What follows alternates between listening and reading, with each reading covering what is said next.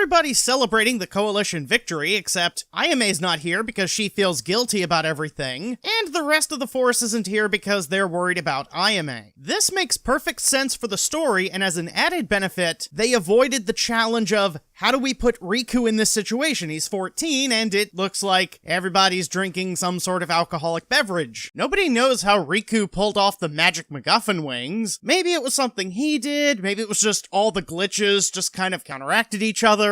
ともあれ、戦闘時のログデータは残っている。運営はそのデータを解析して、ブレイクデカールを無効化する修正パッチの開発に着手したそうだ。And with GBN's bug bounty program, Riku and the rest of the Coalition are not going to get paid anything for this. Rommel said that there haven't been any mass diver incidents since the big battle, but GBN hasn't actually created a patch to block the brake decals, which means players are choosing not to use brake decals because they care about GBN and they know that the brake decals are dangerous. The show just said the mass divers aren't completely evil because they still care about GBN, without having to have a character come out and say that. 死亡者の正体までは分からなかったが、ブレイクデカールの販売ルートや購入プレイヤーのリストなどが判明した。修正パッチと合わせて、これでブレイクデカールを撲滅できるはずだ。There are plenty of ways Shiba could have hidden his identity, but for now it seems like somebody, everybody thinks it's Ayame, was keeping a list of who is buying these brake decals, and she sent that list to the admins, so now they're able to come up with a way to stop all the brake decals. 京也さん、GBN はあやめさんのことを追い出したりしないですよね。あやめさんは俺たちの仲間です。もし罰を受けるのなら、俺たちも一緒に。There he goes, involving you and I with his use of plural pronouns. I can understand Riku wanting to take responsibility as the Force leader. I'm just wondering if anybody else knew he was gonna say this. 実際のところ、ブレイクデカールの使用履歴は GBN のログデータには残っていないんだ。だから。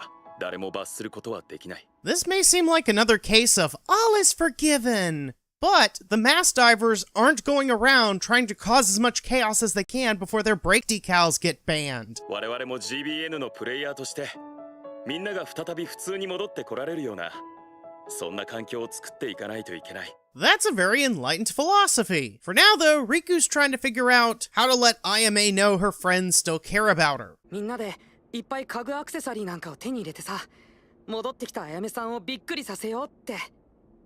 あやめさんの好きな可愛いぬいぐるみとか。This might seem a little silly, the idea that, hey, we can cheer up women by buying cute things. But they only know Ayame from GBN, so this is really one of the few options they had. ビルドダイバーズのリクか。 This guy is here to deliver a message from Shiba, even though Riku doesn't know Shiba's true identity yet. Simply put, Shiba has the friendship Gunpla, and if Riku wants it back, he has to meet Shiba in the real world, alone, and not tell anybody. それともう一つ。何？君の作ったガンプラを持ってくること。ダブルオーダイバー。 To be fair, Japan actually has one of the world's lowest crime rates, but it just seems kind of interesting how they emphasize the "and bring your gunpla." リク、昨日知らない人と話してたの。 The show has kind of written itself into a corner by establishing that these characters go to GBN after school. Usually it looks like they go there at the same time, they log in at the same time, except for this episode, Riku went to go do something else, and they didn't notice until Momo and Yuki get to GBN, because in this episode, Sarah has to tell them what happened. ごめんなさい。何？どうしたの、サラちゃん。 Now that everybody knows what's going on, Yuki tries to call Riku on his cell phone. ごめん、ユキ。 Riku doesn't answer his phone, and I don't think that's just because Shiba told him not to tell anybody, but it's also because he knows his friends would worry about him, and they'd probably try to talk him out of what he's gonna do. He is, of course, meeting a stranger in an abandoned factory. 本物のガンプラバトルってやつを教えてやる。どうしてもか。あやめのガンプラ。 Shiba thinks that Riku was also hacking into GBN, and that's how he had the magic MacGuffin wings. So with GPD, Shiba doesn't just have the home field advantage, he's taken the magic MacGuffin wings out of the equation. いきなり実戦じゃなんだから、少し時間をやる。それまでに GPD に慣れとけ。 GBN and GPD have the same control system, which is reasonable given that they're probably made by the same company, but more importantly, Shiba's giving Riku time to get used to the new controls. The show could have easily had Shiba be stereotypically evil, using brake decals in GPD, but they didn't do that. They took the high road to let the plot be a little bit more complex, make Shiba the villain, but still somebody who wants a fair fight, and the show is better for that. さすが GBN をやり込んでるだけのことはある。ウォームアップは必要なかったかな。 It still counts because Shiba is walking out here in the open, proper introduction. どうした？まあいだぜ。 This is how you have an epic final battle. ビームコーティング GPD には必須スキルだ。 The line about the anti-beam coating is all we need to know about the differences between GPD and GBN. In GBN, if you want to have anti-beam coating, you run a Gunpla that has that in-universe. With GPD, it's probably some kind of special paint. Different rules for different environments.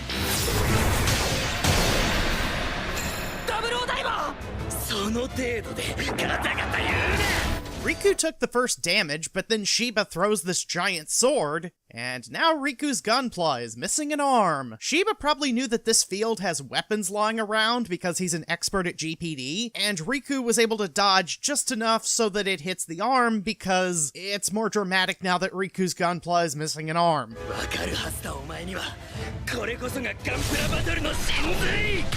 Shiba could be absolutely right about GPD. The risk factor does add an extra layer of realism, and then he completely destroys his case with this line. ガンプラを愛してもいない奴らが。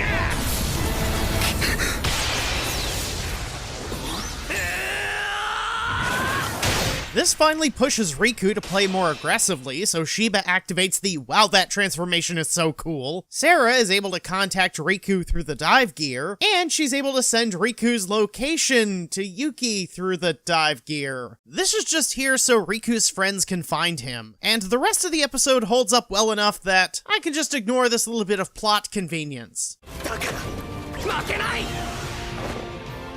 ドランザム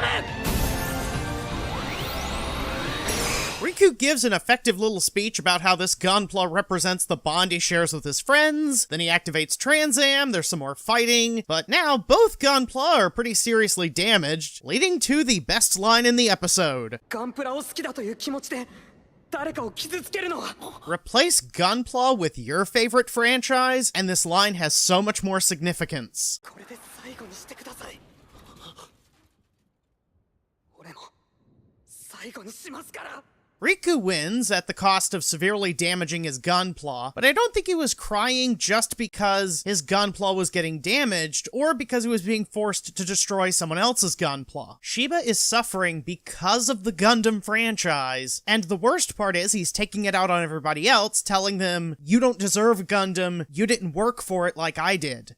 やったのか GPD あやめさんのガンプラ返してくれるそうです Riku's reaction is understandable. All that hard work, and he's not even sure Shiba's gonna give back the friendship Gunpla. Speaking of Shiba, Koichi realizes that, hey, this is that guy from the flashback. わかれよ。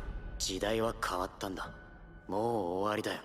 This is what happens when the fandom moves on to something else and some fans are left behind. I gotta hand it to Build Divers. They made the villain somebody who's angry at the Gundam franchise for essentially making Gundam more mainstream at the cost of alienating the hardcore fans. GBN を恨んでいるのか消えてなくなればいい。そんなことをしたってどうにもならないじゃないか And Shiba knows this. The show could have easily made his motivation, if I destroy GBN, everyone will have to play GPD! So I'm glad they didn't do that. 戦うさ戦うに決まってんだろならなんでお前は泣いているんだ Shiba is kinda pathetic. He's just mad that Gundam is changing.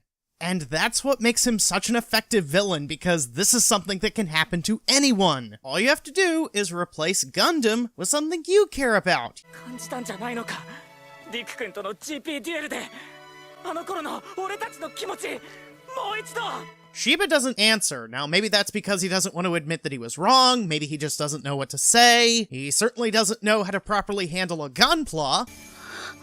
Speaking of Gunpla, Shiba kept his word, and IMA realizes that this is thanks to her friends, so now she's in some way come to terms with what happened, she takes her mask off, and now she's ready to rejoin her force. This is what happens when Build Divers does a serious episode. Shiba is in essence a disgruntled Gundam fan who thinks that the franchise has lost its way. He's lashing out at everybody. The actual fight goes through all these different moves while still emphasizing how much these Gunpla are actually getting damaged. Overall, this was an effective combination of story, action, and mobile suit design. This is the Hypervisor signing off.